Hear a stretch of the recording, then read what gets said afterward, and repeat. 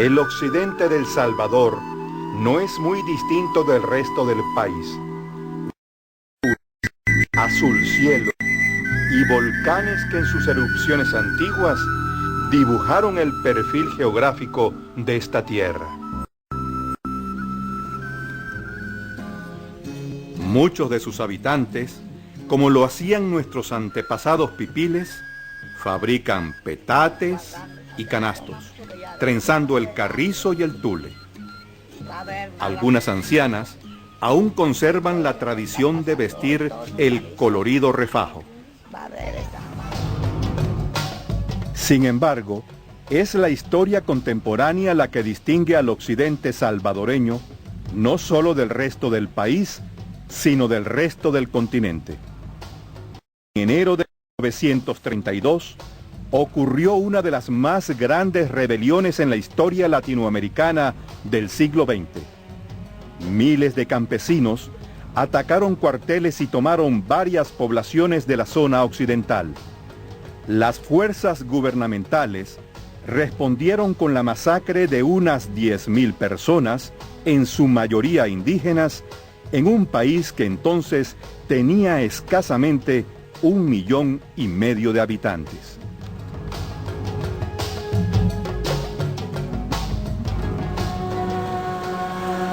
El trauma colectivo originó que durante 60 años los sobrevivientes hablaran del tema únicamente en la privacidad del seno familiar. Los acuerdos de paz de Chapultepec, que pusieron fin a la guerra civil de los 80, abrieron espacios políticos. Solo hasta ahora es cuando los ancianos están dispuestos a testimoniar, rompiendo con la cultura del terror que los silenció. La memoria a la palabra.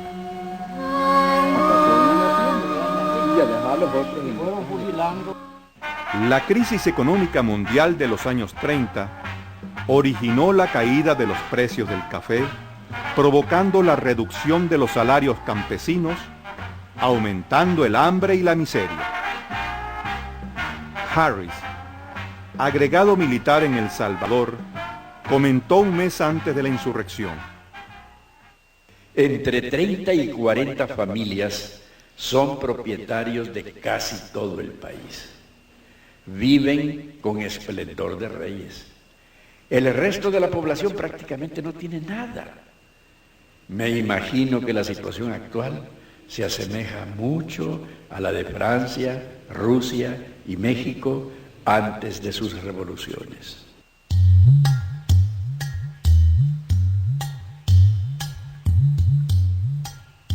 Durante los gobiernos de don Pío Romero Bosque y del ingeniero Arturo Araujo, se permitió cierta libertad. Libertad que fue aprovechada por los dirigentes sindicales para la organización laboral en medio de la crisis económica. En un primer momento, presionaron por aumentos salariales. Habían logrado organizar toda la cumbre llamada de Jayaque. El comunismo lo que ofrecía, que íbamos a ganar 50 centavos, la tarea de 8 brazadas en cuadro, de 8 cuartas la brazada, mire la carillita iba a ser chiquita.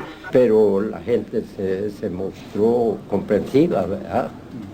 Y organizamos en varios factores, en Cuyabalo, en Junta, y así. Traían unos dibujos, donde aparecían dos personas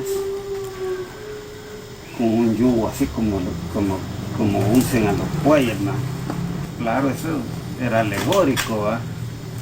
Ellos se encargaban de decirles: ustedes tienen un yugo aquí, porque ustedes trabajan y les pagan muy poco.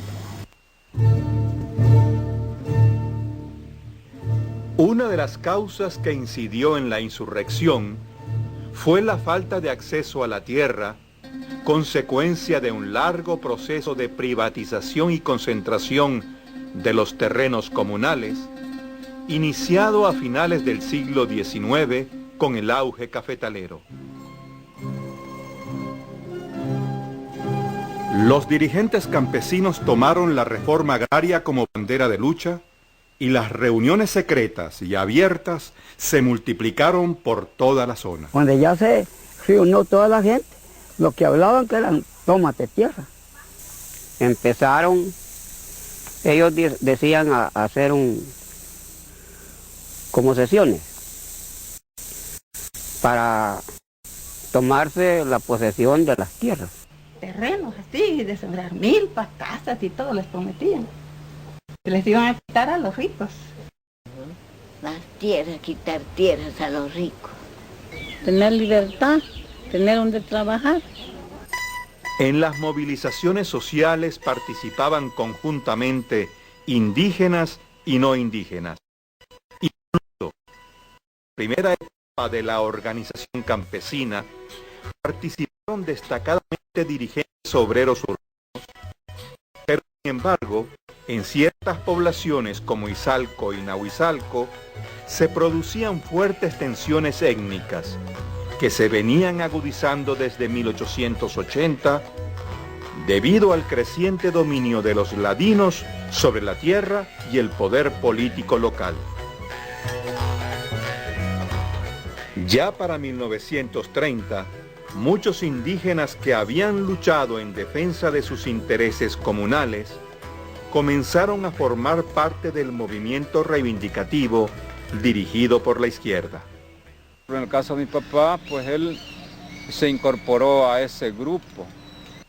Ellos eran los que podían leer y escribir en ese tiempo, entonces ellos los tomaron como secretarios y hicieron algunos escritos, actas, ¿verdad?, de las reuniones que se hacían. Saturnino Pérez, uno de aquel lado de arriba, así, por la otra, era cabecilla del comunismo. Lástima, pero me dice, lástima, pero que esos tacipotes no te firmáramos y te lleváramos la firma y te damos un botón, me dice, para que te conozcan, sos miembros de nosotros. ¡Que viva el comunismo! Cuando eran los pueblos, ¡que viva el comunismo! Decían todos, ¡que viva! Decía.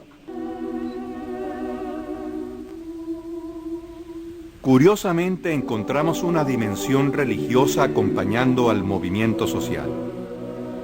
Durante el año 1931, en Ahuachapán, se difundió el culto a la Virgen del Adelanto, en el cual participaron activistas campesinos. La memoria de los ancianos de alguna forma vincula el fenómeno religioso con el movimiento reivindicativo. Después de esas cosas andaba una bulla de que estaba una virgen que le decían del Adelanto, ¿se acuerdan? Al poco de esa bulla comparecieron las camionadas de autoridades.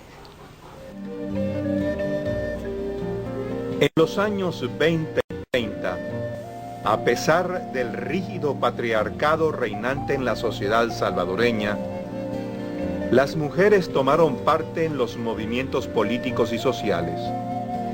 Un informe de la Federación Regional de Trabajadores Salvadoreños señala que de 1.700 miembros afiliados en Nahuizalco, 544 eran mujeres. En las organizaciones sindicales hubo una participación significativa de trabajadoras en las plantaciones de café y de obreras en